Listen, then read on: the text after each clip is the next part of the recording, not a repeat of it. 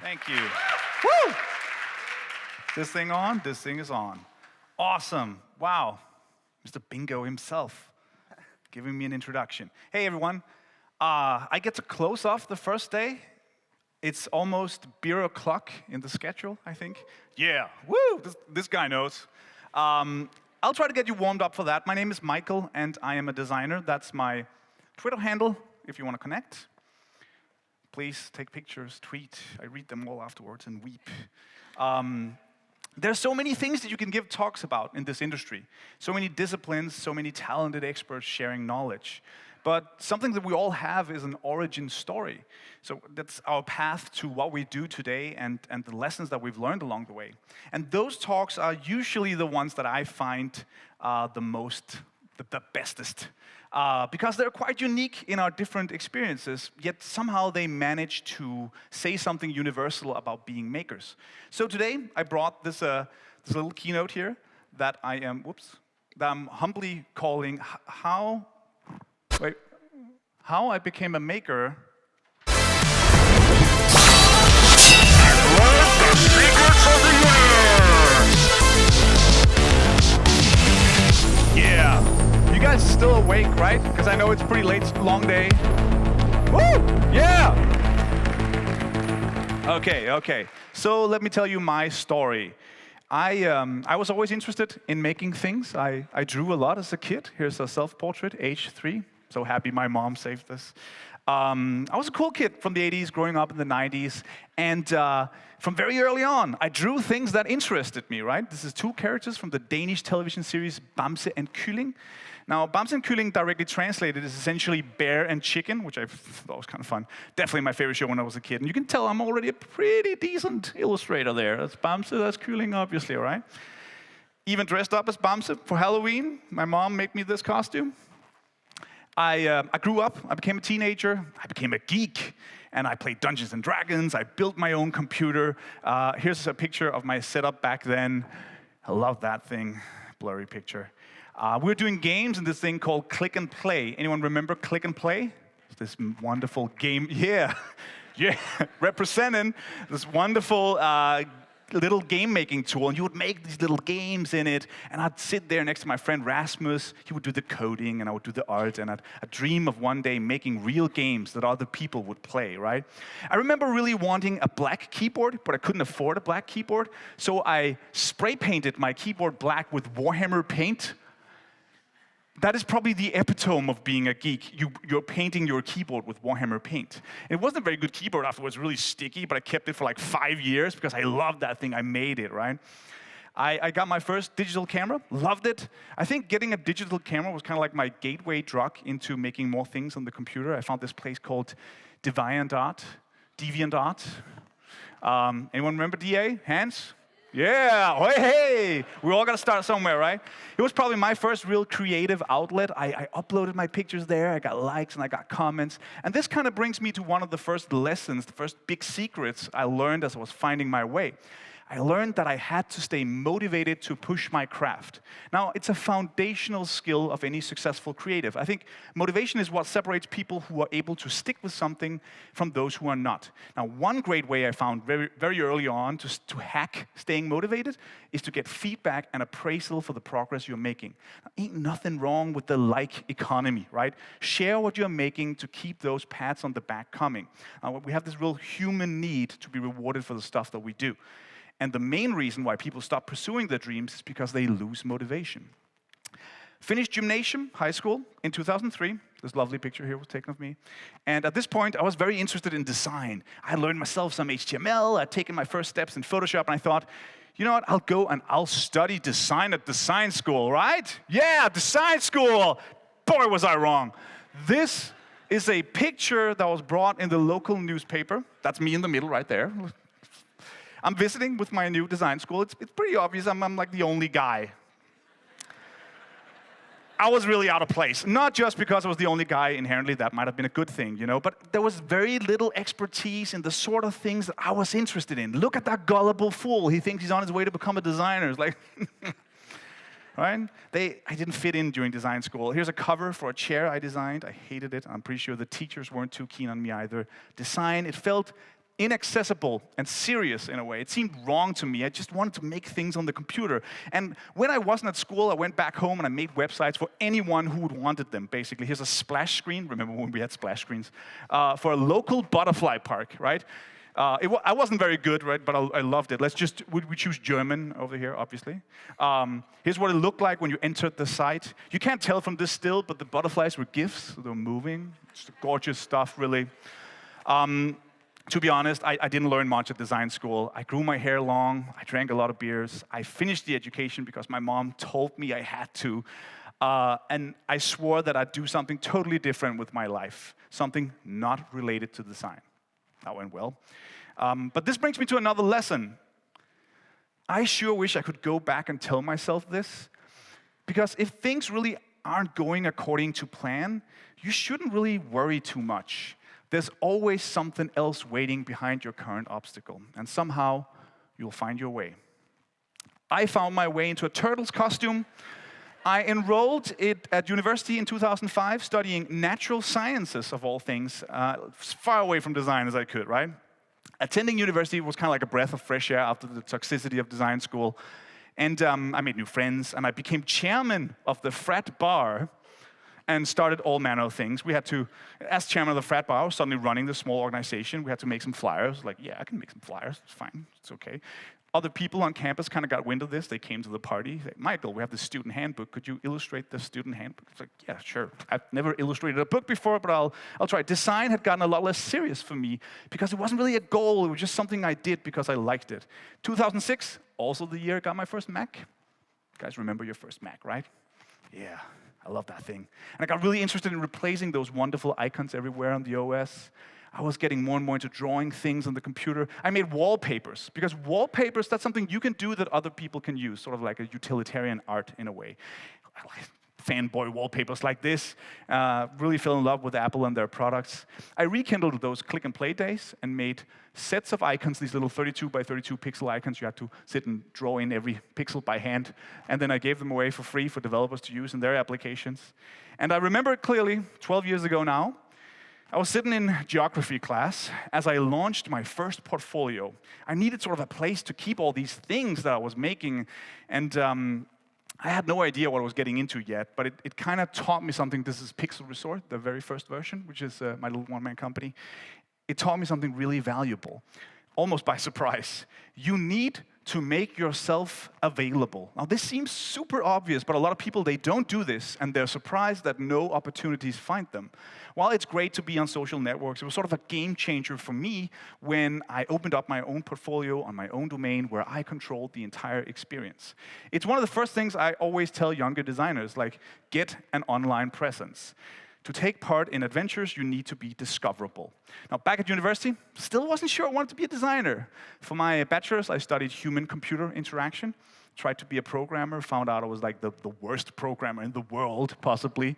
But I was constantly drawn to the visual side of things. The types of websites I made changed a bit. And I think a pretty consistent thing in the stuff I did early on was sort of this love for colors and textures, just playing around with colorful drawings in Photoshop. And I slowly but surely fell in love with design again. Now, I still had it in my mind that I wanted to get a master's degree. So me and a bunch of friends, we all applied for the master's degree at the IT University in Copenhagen. I remember the day we handed in our motivational applications. This wonderful picture was taken of us, big idiots. And this is what my motivational application looked like. We read each other's applications and all that, and it's so cool that I was the only one that summer that didn't get in. So my academic career came to a screeching halt, right? I was pretty bummed out about that, but then I kind of remembered this thing that we learned, right? Don't worry, you'll find your way. So I launched a new version of Pixelresort, and I was soon doing all sorts of freelance stuff. I did more illustration stuff and trying to improve my drawing skills and getting paid for it at the same time. I did like lots of fun conceptual work. This is for an antivirus solution, obviously. I took every opportunity to make things in Photoshop. I saw the movie Wall-E and ran back home and tried to render them in Photoshop. This is more than 1,500 layers in Photoshop combined. It was around that time I got an offer to join a Danish agency called Retouch. Now, I hadn't had a real job as a designer before, just hanging around at home. I hadn't had an actual salary and a team before. So I joined, and we moved into this loft, and I got to work on a shit ton of stuff. You won't believe some of the stuff I worked on. Just bear with me. So I got to make their logos. Fun, I loved making logos. I was doing lots of icon work, sketching them out and rendering these little vector icons for various clients. I got to do a ton of websites with horrible stock images, like this one with the baby. That's definitely one of my favorite worst ones, right? We've all been there. Anyone know what this is? No? Oh, you're in for a treat. This is the Jazz Extender, the premium penis enlargement kit. Yeah, let that sink in for you. At Retouch, we're doing graphics for them. So yes, I ended up working on the affiliate packaging for the Jazz Extender, the banners and website designs. I told you I worked on a lot of weird stuff. I put that doctor up there. Like, looks real professional. It's going to help you out, right? Yeah. On the flip side, we worked on with upscale supermarkets on credit card designs. Very different. And I even did product photo shoots because I had a camera. It was like, hey, Michael has a camera. Fine, okay. So I did photo shoots. And you know when you do these photo shoots, you take hundreds of pictures and you take all that raw data and you ship it off to a country with cheaper labor to cut them out. That's usually how it's done.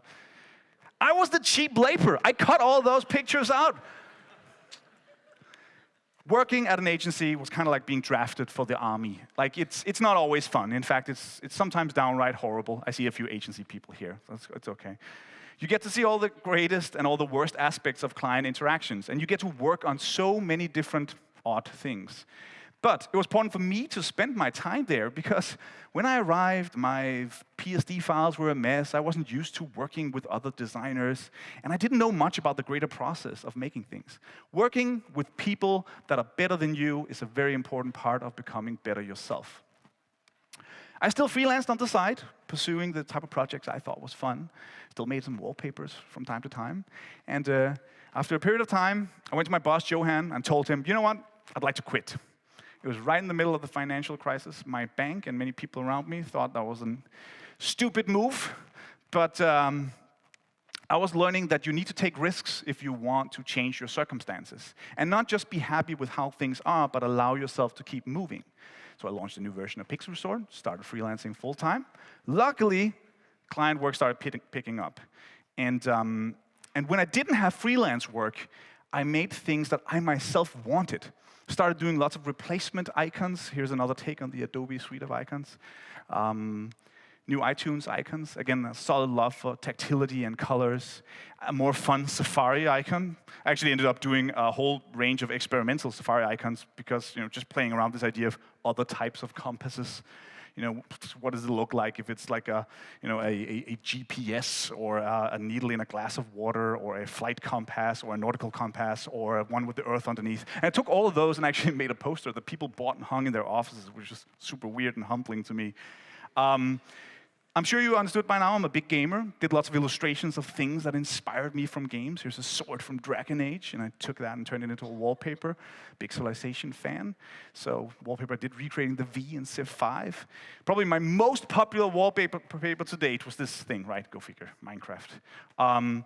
I did these downloadable icon sets that included the source files, the PSD files, so that people could build out their own icons and grow the set. And I'm showing you all of these kind of oddities because it helps me pinpoint another lesson. One of the most important lessons you can learn as a creative, in my opinion, and that is make shit up, right? It's okay to do something just because you think it's fun, just because you want to learn and you want to share. Now, you can make things without clients. You can make things without someone telling you to. Personal projects can easily be the driving force of your career. Now, I'm going to give you an example. I have a very good example of this. So this kind of starts with another wallpaper. I know, wallpapers. I had this habit of making these Christmas wallpapers every year, and lots of people would download them. And it came to a point where people were actually waiting for my yearly Christmas wallpaper, and one of those were a guy named Willie.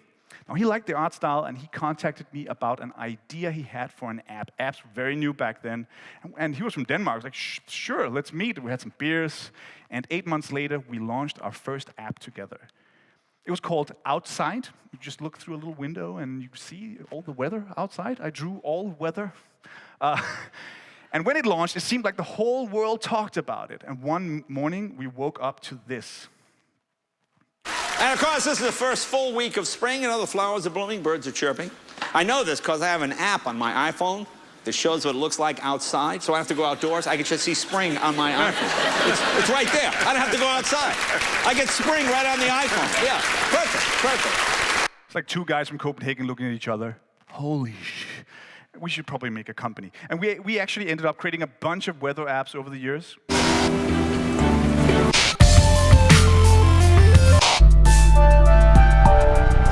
Yeah.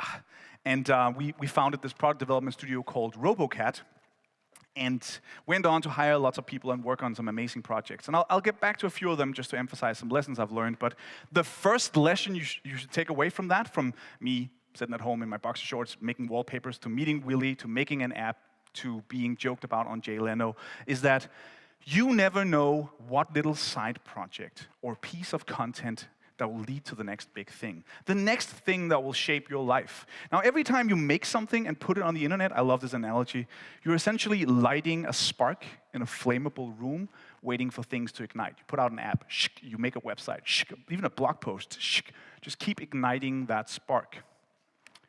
While RoboCat was kicking off, I launched a new version of Pixelresort. Notice how there's a consistency to this talk. Every time a new chapter in my life seems to open up, I update my portfolio. That's how often that happens. Early iOS days. Remember shit like this? You got to work on lots of UI for phones, right? Skeuomorphic stuff like this with material and, lights and textures and, UI for games. Look at this amazing popping bubble wrap game. The most downloaded bubble wrap game in the world, I might add. We made an unofficial app for the Roskilde Festival, a large music festival in Denmark. They already had an official app, so it was kind of like hush hush, but we didn't get paid. We got free beer, so that was nice. Worked on illustrations for various things, worked on editorial illustrations, logos for our own projects. There's a failed social network we tried to launch, sprites for games we made, illustrations for games. There's a game where you had to slide things across a table. I drew these on my Cintiq, and then I rendered them in Photoshop. When we bought our apartment in Copenhagen, I set out to draw that old house, spent hours on it, just so we could put up a notice in the hallway saying, hi, a designer moved in. No reply from anyone, but I liked it. Made a lot of icons. And all that brings me to the next lesson, right? You want to make a lot of things to really find out what you like to do and what you're good at and what you're perhaps not very good at. You need to try out as many things as possible. And that's kind of a double lesson here, because the way you hack that is you say yes to everything. If you want to make more things, you shake the tree, you create personal projects, put them online, make some noise, and then say yes to every single opportunity that comes your way. I have said yes to things I had no idea how to do. Force yourself into those situations, and you will learn a tremendous amount. Another way of saying that is, and you've heard this before, fake it till you make it, right? That is absolutely true. While I was still doing desktop application icons, like stuff like this, I was circling more and more around the art of making app icons for mobile. I love that process of sketching out ideas and then rendering those ideas and making those ideas fit the UI, going through that motion again and again, like sketch, render, ideas, render, sketch, render. And by becoming really good at the process and not any particular tool, you're sort of training your part of your brain that helps you build way more complex things. So at RoboCat, we would go on to make lots of products with millions of users because we became good at that process of coming up with ideas, then executing those ideas while telling a good story. Now, we used that process to make award-winning games that little kid playing around Click and Play would have been amazed by. We used that process to create hardware. We sketched out and rendered our ideas and then told that story in a compelling way, and we created these little digital thermometers for smartphones as an extension of one of our many, many, many weather adventures.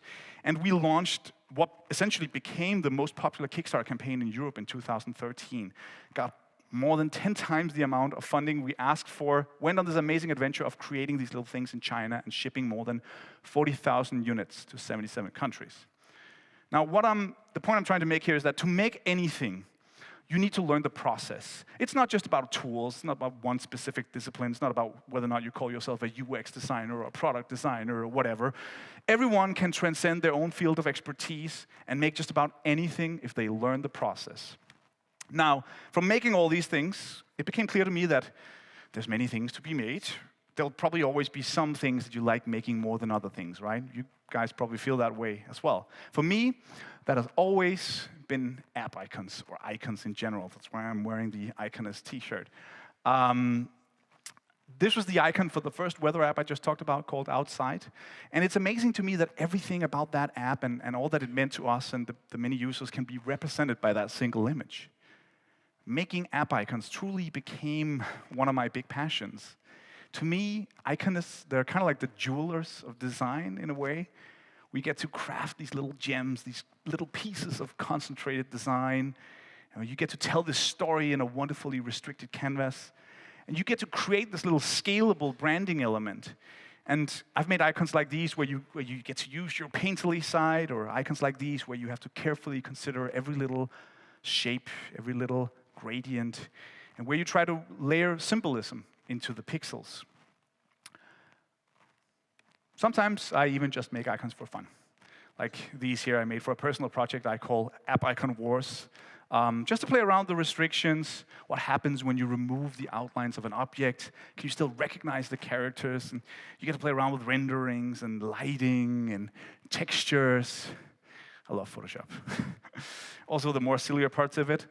I have made a lot of icons, truly, for my own products and for clients around the world. And I wanted to tell you that because one other lesson that I've learned is that for all the talk about learning the process, it's okay to fall in love with something, to recklessly pursue something because that is what you enjoy doing. It seems so super obvious, but you'd be amazed at how many people doesn't think this applies to them. I want to show you something that, just to hammer home this point, something I usually show design students when I give talks at schools. And I call this the circle of fun. You guys ready? You're still with me, right? I know I talk a lot. Okay, it's quite simple. You do something you think is fun. You share it with someone, the internet. There's always someone who thinks what you're doing is cool. They, in turn, get you more projects of that kind. Let me try to break that down for you if it's too abstract. I love making icons, app icons, as you just saw. Sometimes I just make them for fun, put them on Dribble, on Twitter, whatever. Some people find them interesting. They comment, and maybe they share them. A client comes along and needs app icons. He or she sees my stuff and the sort of stuff that I think is fun to do and hires me to do an icon. Now, I got an icon that I've been paid to do, that I can present that on my portfolio, and so the circle continues, right? On the flip side, unfortunately, there's also this thing that I like to call the circle of boring. Yeah, you do something that's boring, right? It happens to all of us. You know, it might be a job, you might be a student, you might have taken that project if you're a freelancer because you needed the money. There's many reasons why we do things that we think are boring. Now, unfortunately, when you share that work, someone thinks that what you've done is cool. And in turn, the world presents you with more things of that nature. Example, not super keen on making websites for clients. Let's say that I took a website project because I really wanted that new drone, right? So, make the website launches, but like, hey, who made your website? Oh, Michael made the website. Hey, Michael, do you want to make a website for me? No, right? In many ways, you become what you work on. And that's why it is incredibly important to do what you think is fun. And a lot of people think, I speak to a lot of people about this, and a lot of people think that the good projects, they're just around the corner, and that just isn't true. And I think you regularly need to look in the mirror and see if you're in the right circle. Yeah. So, as things were progressing, I was constantly experiencing things like this. I made something, either for someone or for myself, and all of a sudden, I get to do a bunch more of it, like making a bunch of food icons and becoming the professional chicken iconist that I am. I play around with the rendering one night, and the next thing I know, I end up with a line of posters on Society 6. Yeah. I create some resources for myself and make them available for download. They get 1 million downloads, and I get invited to speak about app icons or icons around the world. Now, one thing leads to the next. No matter what humble beginnings they might have, I become what I work on. And if you become what you work on, it should be obvious that you need to pursue what excites you. Only you have the power to really move in any direction here. It's not, no one's going to come and hand this to you guys. We help the nonprofit organization Be My Eyes design and launch an app that connects blind people with sighted people. Amazing project, kind of like FaceTime for weak sighted or blind people. And they had an amazing launch. They got worldwide coverage. And 300,000 people signed up in the first week. Now, it was a crazy time, but it taught me that you can make things that change your lives. With your creativity, you can actually make a difference for someone else. As a designer, I've done this. We're so focused sometimes on making that little button interaction so nice. But you can actually make stuff that changes people's lives.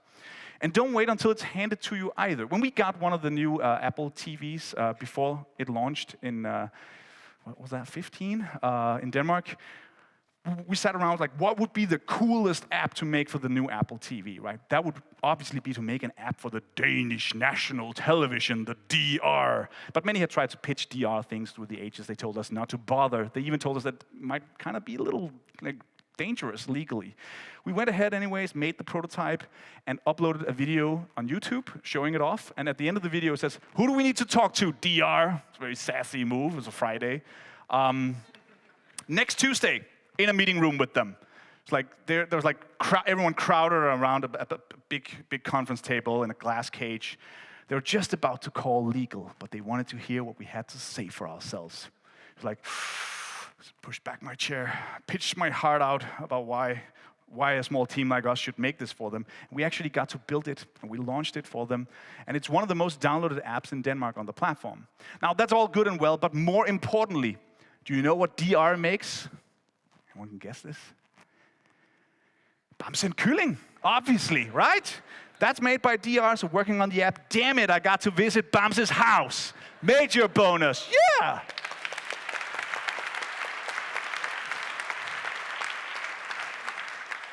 Don't wait for permission to do something awesome. Thinking about my professional life, it can essentially be boiled down to pursuing things that my inner kid would love. Listen to the kid in you. It's a clear line to your real desires. And when you find something you want to do more, you need to take some serious steps towards it. I remembered what that little kid back in so many years ago dreamed of. So to focus more of my time on making games, I started a company called Northplay in 2016, specializing in entertainment design. I have a 4-year-old son, and he loves trains. I think most 4-year-olds love trains. But so we made a game about trains, and we worked on it for months. It was our first product as a new little game studio. It's sort of a make or break. Everything depends on it, right? It's called Conduct This. I don't know if anyone played Conduct This. Yeah, there's a few hands, don't be shy. You control these little trains, you have to transport passengers, try to avoid these terrible accidents. It ended up not being a kid's game at all. But every little world sort of this puzzle I need to solve, and it's incredibly difficult. We launched Conduct This in 2016, in end of 2016, and it's been a wild ride. Early last year, we won an IMGA award for it in San Francisco, and the game has now been downloaded more than 3 million times. Now that little kid playing around Click and Play, he definitely got his dream come true. 3 million times. But I'm telling you this because it helps me convey the last important lesson that I've learned. I'd never be able to do this if it wasn't for my awesome team. That is Ulrik and that is Bas, and I work with a few other really talented people on all the amazing things that I do. And I've learned that you don't need to make everything alone. The most awesome things are usually made with other people. And I see a lot of new entrepreneurs, or specifically students, struggling with this. Like, look around you at an event like this. It's almost beer o'clock, right? Find someone and go on that journey of making those things with them. I wanted to end up here. I'm a little over time, I know, but I'm the last one, so I'm going to steal those minutes anyway. Telling you again to do what you think is fun. Now, it sounds so obvious that people entirely overlook it. I know you've heard it before. People even dismiss it as a cliche. It's a phrase that's easy to repeat, but hard to live by, and I think it actually requires a lot of courage. It will give you setbacks. You might not get into that school you wanted, or you might have to quit a job and take risks. But it is not just words. If you steer your life by it, you will find your way. Thank you.